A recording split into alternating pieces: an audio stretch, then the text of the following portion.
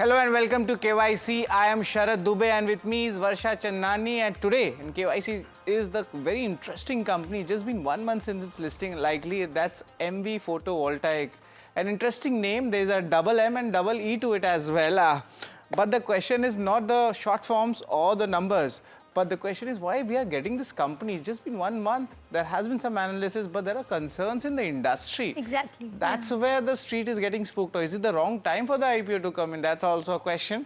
But overcapacity in modules in the solar segment in India, that can this become a commodity theme? That's also a big question which the HNIs and bigger investors have spoken about. What are the company's plan going ahead? The second question I would like to know, for these various segments, ingots, wafers, frames, this is a bit technical, but these are important processes in this entire solar integration setup. The expansion and the capex plan, will it be on the higher side? Will it push the balance sheet numbers into some kind of a deficit? Or what will be the growth target? Because it's a sunrise sector technically in India. So we will be looking at least for the next 2 years, what the management is giving the guidance, and also order book details. That's very much important. And how much of that revenue actually comes back?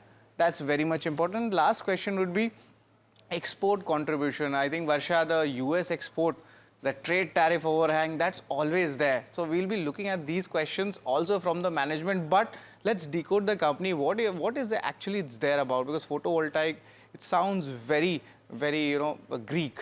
Can you just break that down? Right. So, talking about what this company does is this company manufactures PV modules and cell. Now, the peers for this company, the competitors of this company would be, if you know what Worry Energy does, or Premier Energy, so you have Vikram Solar or Websol Energy. So all these companies are peers when it comes to Emmvee Photovoltaic. So basically they make modules and they make cells. So cells are used to make modules. So they are going backward integration also. So they are going from modules to cells, then cells to ingots, wafers. We'll also speak about that.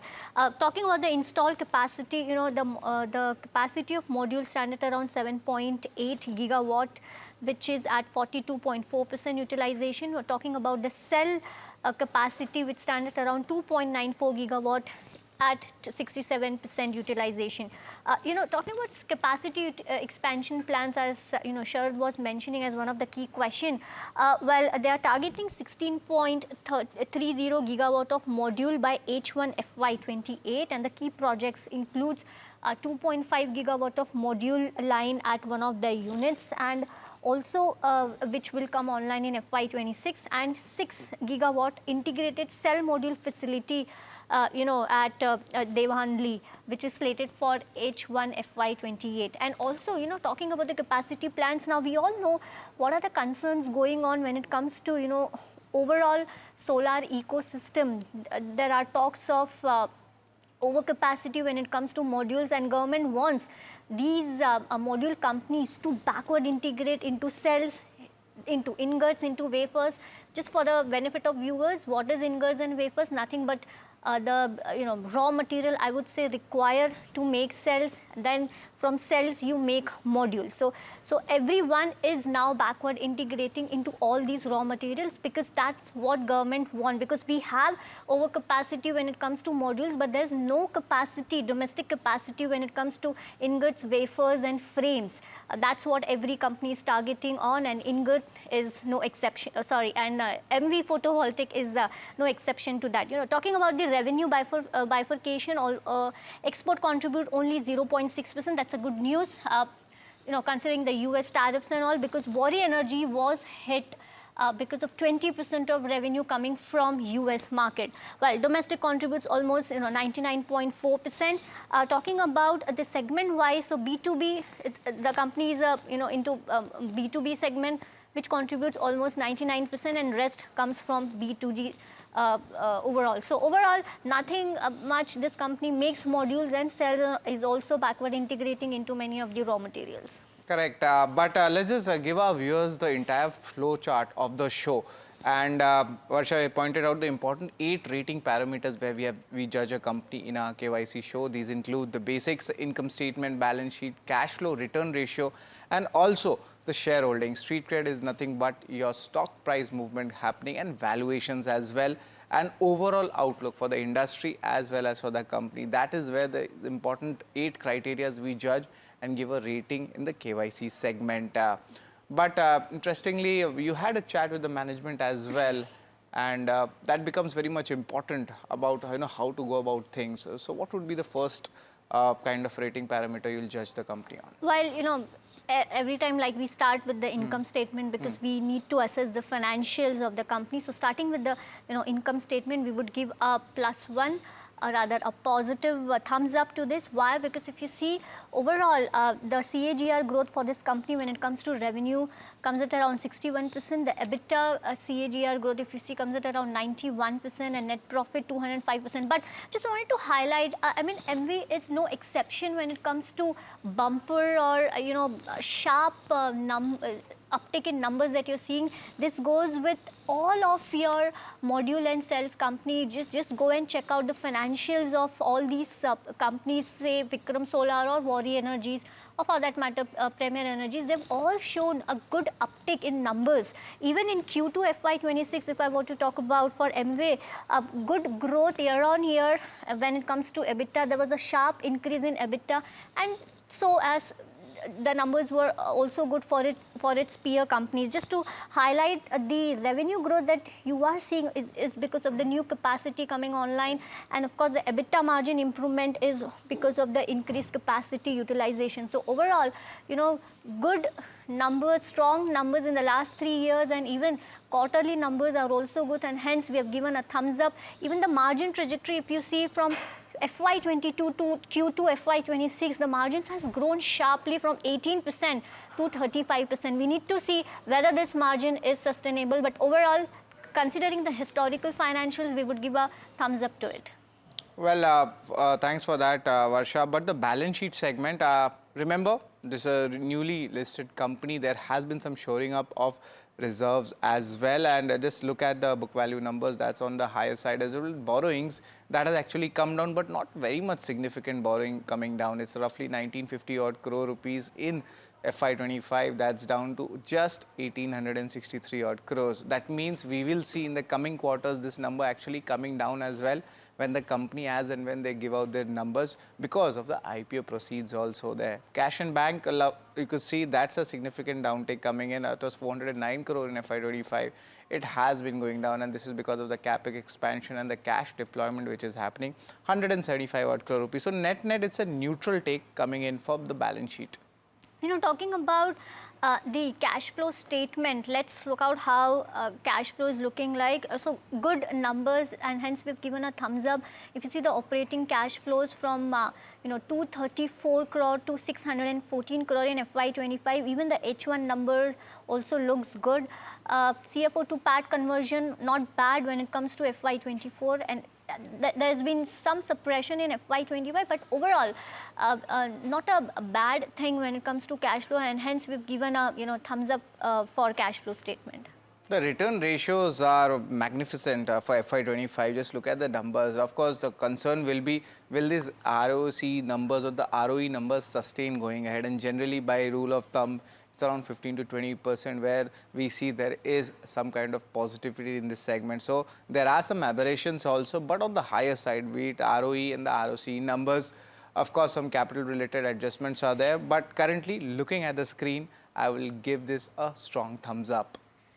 Talking about the shareholding pattern, since this is a newly listed company, we don't have much data, and hence we've given a neutral rating for that. Because if you see, promoters hold 80%, FII's holding is at 6%, DII's holding is at 11%, and public is at 3%. But nothing much dramatic over here, neither on the positive side nor on the negative side, because we don't have the trend and the data, justifying the positivity or negativity for that matter, and hence we've given a neutral rating for shareholding pattern. Varsha, I agree with you. It's just been 1 month, so judging a company on the street, the stock reaction, that wouldn't be fair. But net from its IPO price, it is still down 7%. And interestingly, the IPO price and the listing price are almost the same, 217 rupees per share. So on just that basis itself, I'll give a thumbs down. Of course, the company has a long runway, and we will be judging the company more as and when how the company proceeds and the stock reactions takes place. But as of now, it's a thumbs down when it comes to the street cred. Now, coming to a valuation point, now considering or comparing it with peers like Warrior Energies, Premier Energies and Websol, it's trading at 20x of price to earning ratio, which is not bad considering the peer, valuation. But you also have to consider, and maybe Shad will speak about that on the outlook front.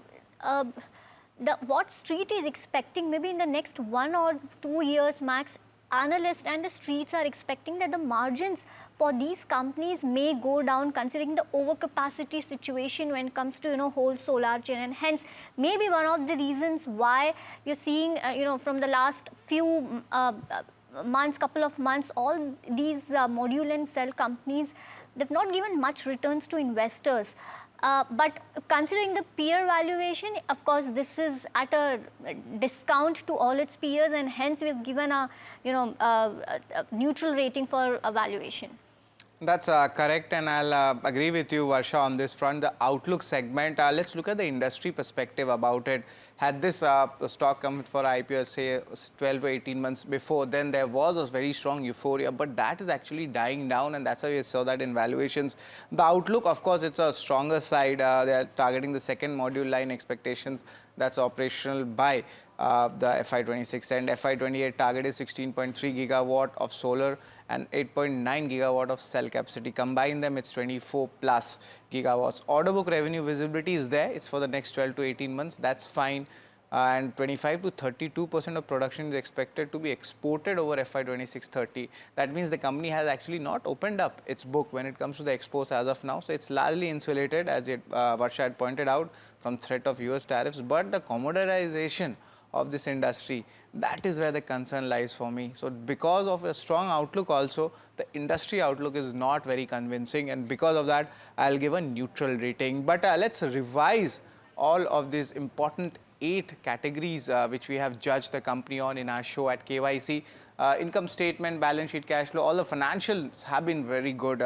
Varsha, we have given 3 thumbs up out of it. But the concerns, or maybe, the investment period or the post the listing period is just 1 month. So we have given neutral ratings over here. Not much returns have come in from people who have entered the stock post IPO.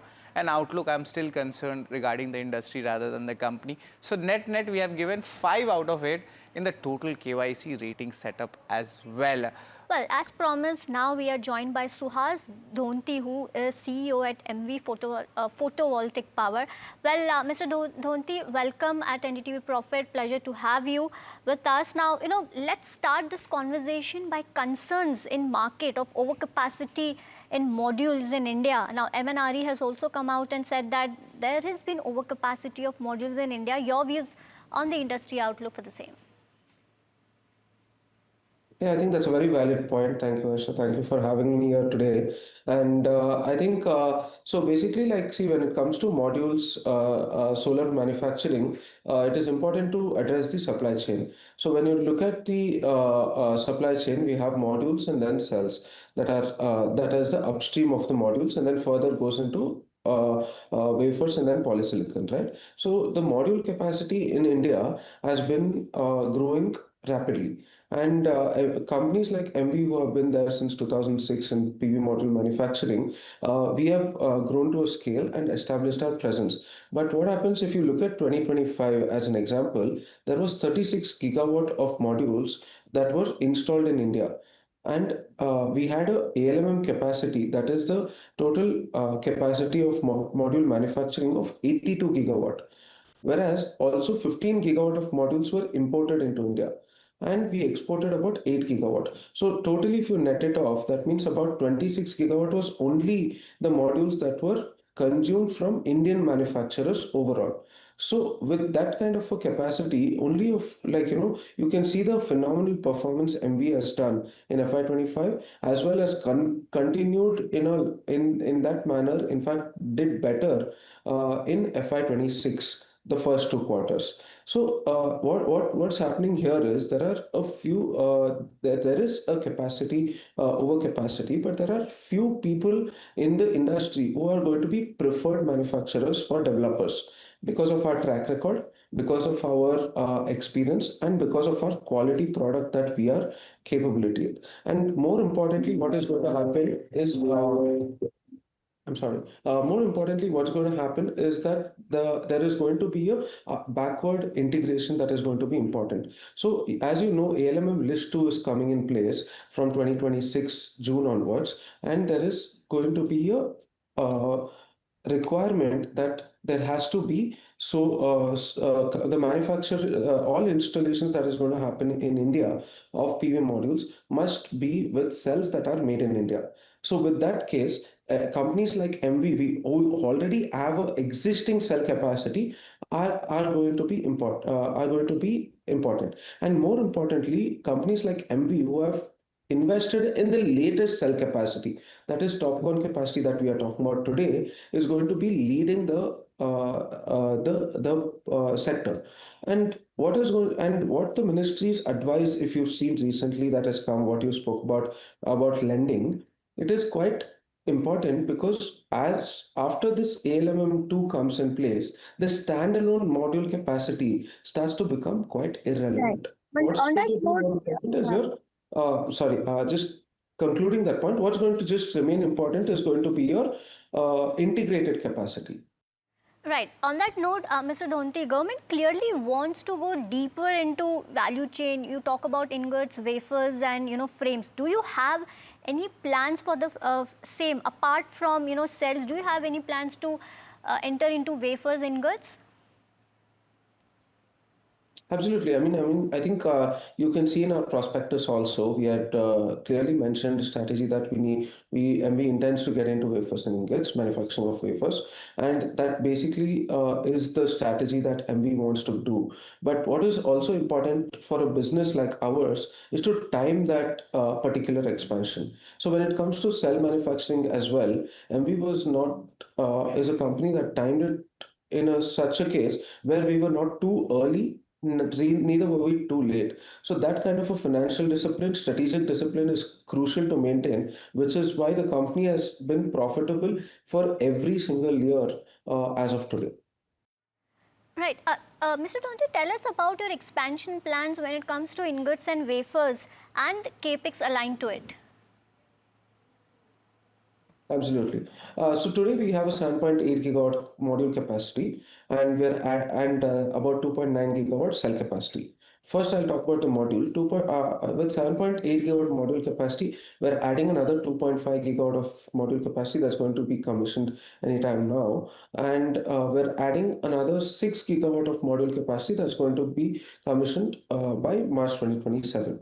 And when it comes to cell manufacturing capacity, we have 2.94 gigawatt right now, and the integrated capacity of that module 6 gigawatt and cell 6 gigawatt is going to be commissioned around the same time in by March 2027. So means the company is going to have full operational capacity by for the FY 2028 with a capacity of 16.3 gigawatt of module and 8.9 gigawatt of cell. On that, Mr. Donthi, if you could, help us, our viewers, to let us know the growth targets that you have in mind for FY26 and 27 in terms of revenue. So you can see the guidance. The way I'd like to look at it is with a capacity of 7.8 gigawatt this of module currently and 2.9 gigawatt of cell, and you can see that out of that 7.8 gigawatt of module, one module line was commissioned in May, and the other module line was commissioned in Jan. So considering this scenario, and you can see that our mix of cell and module is about 35% of cells to the overall module supply that we do. We have been able to show a revenue of about 2,100 crores in in the first half of this year. So considering that and the growth plans that we have, I think we are very confident to continue the trajectory of growth that we are doing. And with the increased utilizations that is going to come up because of our expansions that we have been doing. Understood. Well, thank you, Mr. Donthi, for joining us with this conversation, and all the best for the business. Well, Sharad, clearly the next 2 years looks good. But as he said, as Mr. Donthi was saying, that it is all about companies going into backward integration. Those companies will, succeed. Well, this was a very interesting take from the management, but this was valid, say, 1.5 years or 2 years ago. Right now, it's not convincing when it comes to how the industry is panning out. And I feel there will be significant pressure in the industry, and the company might get the brunt of it as well. And that is something which the street is still concerned even after this. That's all for the show. Stay tuned to KYC.